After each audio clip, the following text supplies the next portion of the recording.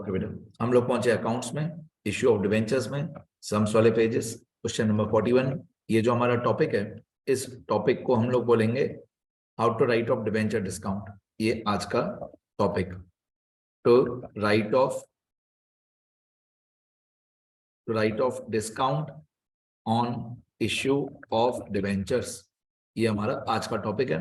Question 41, इसमें लिखा हुआ है मर्क्यूरी लिमिटेड, ये हमारी कंपनी का नाम है मर्क्यूरी लिमिटेड।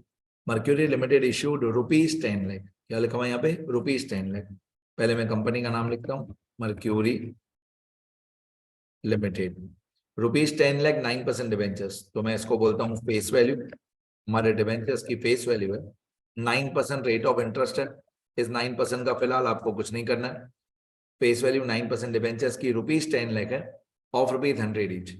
अब अगर 10 लाख रुपए टोटल फेस वैल्यू है, 10 लाख रुपए टोटल फेस वैल्यू है, 10 लाख रुपीस, और 100 रुपए का एक डिवेंचर है। अब अगर 100 रुपए का एक डिवेंचर है, तो 10 लाख रुपए को डिवाइडेड बाय 100 रुपीस करेंगे, तो 10 लाख डिवाइड बाय 100, ये आएगा 10,000 डिवेंचर्स। 10,000 debentures of ₹100 each. तो ये हमारी टोटल फेस वैल्यू हो गई 10 लाख रुपीस। आगे, एट अ डिस्काउंट ऑफ 6%। अब हमने ये डिवेंचर इश्यू किए एट अ डिस्काउंट ऑफ 6%। आपको मालूम होना चाहिए कि जो भी फेस वैल्यू है उसमें से डिस्काउंट माइनस हो जाएगा। तो discount on issue of debentures minus हो जाएगा। Discount on issue of debentures इन लोगों ने लिखा है 6%, तो 10 लाख रुपीस, यहाँ पे रुपीस दिया हुआ है, देखो ध्यान से, रुपीस। तो 10 लाख रुपीस का 6%, अब 10 लाख रुपीस का 6% होता है 60,000। 10 लाख मल्टीप्लाई बाय 6/100, तो ये होता है 60,000। तो 60,000 रुपीज हमारा डिवेंचर का डिस्काउंट हुआ, ये हम लोग माइनस कर देंगे, तो हमारा इशू प्राइस आ जाएगा। तो 10 लाख रुपीज फेस वैल्यू, उसमें से 60,000 डिस्काउंट, बाकी बचेगा 9,40,000। तो ये 9,40,000 रुपीज जो है, इसको हम लोग बोलेंगे इशू प्राइस। इतना पैसा हमको पहली एंट्री में बैंक से मिलेगा। Issue price 9,40,000। आगे फिर लिखा हुआ है ऑन 1 अप्रैल 22, तो मैं यहाँ पे डेट लिख देता हूँ ऊपर, यहाँ पे 1 अप्रैल 22। आगे, are to be redeemed equally spread over 5 annual installments. It had a balance of capital reserve of 75,000. अच्छा, ये जो 5 इक्वली 5 years लिखा हुआ है ना, इसमें से एक रेशियो बनता है डिवेंचर डिस्काउंट को राइट ऑफ करने का, लेकिन अभी वो अकॉर्डिंग टू न्यू सिलेबस वो रेशियो किसी काम का नहीं है कि भाई डिवेंचर्स को हर साल इक्वली रिडीम करना है over a period of 5 years। मतलब 10 लाख रुपए के डिवेंचर्स को आप डिवाइड बाय 5 कर दो, तो हर साल 2 लाख 2 लाख 2 लाख रिडीम करना है, तो उसका एक रेशियो बनता है, पर वो रेशियो न्यू सिलेबस में काम नहीं आएगा। ओके, अब these debentures are to be redeemed equally over spread over 5 annual installment. It had a balance of capital reserve of 75,000. मतलब हमारे पास कैपिटल रिजर्व में 75,000 रुपीज है, तो इसको बोलेंगे credit balance of capital reserve 75,000 है, लेकिन ये हमारे किसी काम का नहीं है। Capital reserve 75,000। आगे फिर लिखा हुआ है pass the journal entry for the issue of debenture and writing off the discount. तो जर्नल एंट्री करनी है डिवेंचर्स को इश्यू करने की और डिवेंचर डिस्काउंट राइट ऑफ करने की। तो इश्यू करने की ये वाली एंट्री होगी 9,40,000 की, पहली एंट्री होगी। फर्स्ट एंट्री में 9,40,000 रुपीज हमको मिलेगा, सेकंड एंट्री में 9,40,000 भी आएगा, 60,000 भी आएगा, 10,000 भी आएगा। तो इश्यू करने की डेट है ये 1/4/22। अब ध्यान से देखना journal entries, journal entries in the books of mercury limited, ये हमारा कंपनी का नाम मर्क्यूरी लिमिटेड। चलो पहली एंट्री, सबसे पहली एंट्री में हम लोगों को ये 9,40,000 जो इश्यू प्राइस है, ये इतना पैसा हमको मिलेगा। तो 9,40,000 डेबिट, 9,40,000 क्रेडिट, ये हमारी पहली एंट्री। पहली एंट्री में पैसा मिलेगा तो bank account debit to equity, sorry, to debenture application and allotment account. तो debenture application and allotment account, lump sum वाले मेथड में एप्लीकेशन एंड अलॉटमेंट आता है। नरेशन में बोल देता हूं पर मैं लिख नहीं रहा हूं। Being the amount of application and allotment on debentures received. अब ये जो 9,40,000 रिसीव हुआ, जिसको हम बोलते हैं कि जितना भी एप्लीकेशन एंड अलॉटमेंट पहली एंट्री में क्रेडिट हुआ, उतना दूसरी एंट्री में डेबिट कर दो।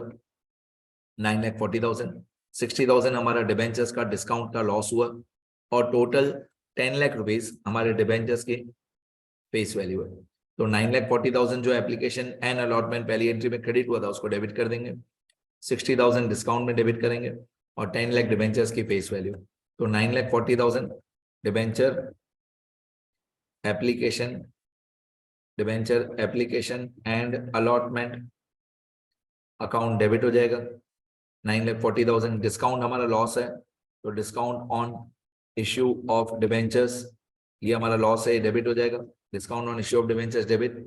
तो जो 9% डिबेंचर्स थे, 9% मतलब रेट ऑफ इंटरेस्ट है, तो 9% डिबेंचर्स अकाउंट, ये डिबेंचर्स का कैपिटल हुआ 10 लाख, तो 9% डिबेंचर अकाउंट और ये डिबेंचर्स का कैपिटल हुआ 10 लाख। अब डेबिट में भी और क्रेडिट में भी एक एक एक्स्ट्रा इफेक्ट इस सम में नहीं आएगा। ये डेबिट में और क्रेडिट में एक एक एक्स्ट्रा इफेक्ट कब आता है? अगर डिबेंचर्स, मैं धीरे धीरे बोलता हूं, अगर डिबेंचर्स रिडीमेबल एट पार हो, अगर डिबेंचर्स रिडीमेबल एट पार हो तो डेबिट और क्रेडिट दोनों साइड पे एक एक एक्स्ट्रा इफेक्ट नहीं आता है, अगर रिडीमेबल एट पार हो तो। और अगर डिबेंचर्स रिडीमेबल एट प्रीमियम हो, अगर डिबेंचर्स रिडीमेबल एट प्रीमियम हो तो डेबिट में भी एक एक्स्ट्रा इफेक्ट आता है और क्रेडिट में भी एक एक्स्ट्रा इफेक्ट आता है। डेबिट वाले एक्स्ट्रा इफेक्ट को बोलते हैं, मैं लिखूंगा नहीं क्योंकि इस समय रिडीमेबल एट पार है, क्योंकि इस समय कुछ बताया हुआ नहीं है कि रिडीम कैसे करना है, एट पार या एट प्रीमियम। तो मैं यहाँ पे एक दो सेंटेंस रूल्स लिख देता हूँ। इस क्वेश्चन में बताया हुआ नहीं है, here no information is given about the redemption of debentures, so we should assume that the debentures are to be redeemed at par।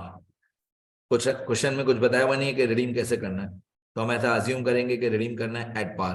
और डिबेंचर्स जब रिडीम करने होते हैं एट पार तो यहाँ पे डेबिट में और क्रेडिट में एक एक एक्स्ट्रा इफेक्ट नहीं आता है। और अगर रिडीम करने हो एट प्रीमियम तो डेबिट और क्रेडिट दोनों साइड पे एक एक एक्स्ट्रा इफेक्ट आता है। डेबिट वाले एक्स्ट्रा इफेक्ट को बोलते हैं loss on issue of debentures, credit वाले एक्स्ट्रा इफेक्ट को बोलते हैं प्रीमियम ऑन रिडम्पशन। ये एक्स्ट्रा इफेक्ट इस क्वेश्चन में नहीं आएगा। चलो, ये सेकंड एंट्री की narration, being the amount of debenture application and allotment transferred to 9% debenture account. अब ये जो डिस्काउंट का लॉस हुआ था हमारा 60,000, डिबेंचर डिस्काउंट का जो लॉस हुआ था 60,000, इस लॉस को राइट ऑफ करेंगे। तो इस लॉस में डेट्स चेंज करूंगा, 1 2 3 लिखा है फिलहाल। इस लॉस को राइट ऑफ करेंगे तो ये जो डिबेंचर डिस्काउंट पहले डेबिट हुआ था 60,000, ये क्रेडिट हो जाएगा 60,000। तो to discount on issue of debentures, जो discount on issue of debentures पहले डेबिट हुआ था वो अभी हम लोग कर देंगे क्रेडिट 60,000। ठीक है, तो डेबिट क्या करेंगे, अगर सिक्योरिटी प्रीमियम में पैसे पड़े हैं तो सिक्योरिटी प्रीमियम में से पैसे निकालो।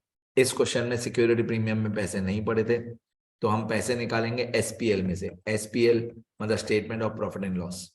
मैं फिर से बोलता हूँ, अगर सिक्योरिटी प्रीमियम में पैसे पड़े हैं तो सिक्योरिटी प्रीमियम डेबिट करो, और सिक्योरिटी प्रीमियम में पैसे नहीं पड़े हैं तो स्टेटमेंट ऑफ प्रॉफिट और लॉस, स्टेटमेंट ऑफ प्रॉफिट और लॉस अकाउंट डेबिट करो, मतलब एसपीएल को डेबिट करो।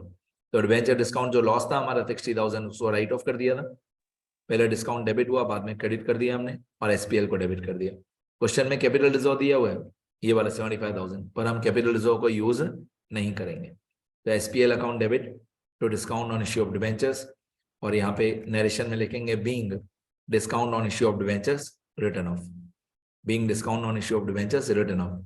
अब डेट्स बता दूं, इश्यू करने की डेट थी 1/4/22, तो पहली एंट्री में डेट आएगी यहाँ पे 1/4/22, सेकंड एंट्री में भी डेट आएगी 1/4/22, और थर्ड एंट्री में डेट आएगी जब हमारा अकाउंटिंग ईयर खत्म होगा। तो 1/4/22 वाला अकाउंटिंग ईयर खत्म कब होगा, ये खत्म होगा 31/3/23, 31/3/23 पे अकाउंटिंग ईयर खत्म होगा। लास्ट में बस एक छोटा सा मैं ग्रैंड टोटल लिखूंगा, सुनते रहना, मैं यहाँ पे लिखूंगा ग्रैंड टोटल इधर, और ऑब्वियसली तीनों अमाउंट का मैं टोटल कर दूंगा, बाकी तब तो खत्म हो गया हमारा। तो 940 और 10 लाख और 60 कितना होगा, 20 लाख होगा। 20 lakh credit side, 20 lakh debit side, ये हमारा टैली हो गया ग्रैंड टोटल। चलो इतना लिखना सब लोग, ये क्वेश्चन इतना ही है। मैंने वर्किंग नोट्स भी बता दिया, जर्नल एंट्री भी बता दी, ये क्वेश्चन इतना ही है। इतना लिखो सब लोग, फटाफट लिखो इतना बेटा।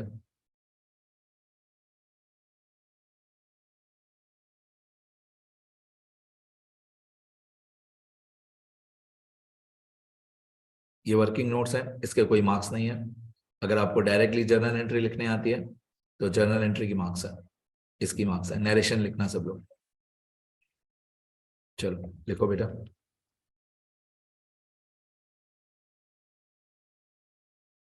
लिखते रहो।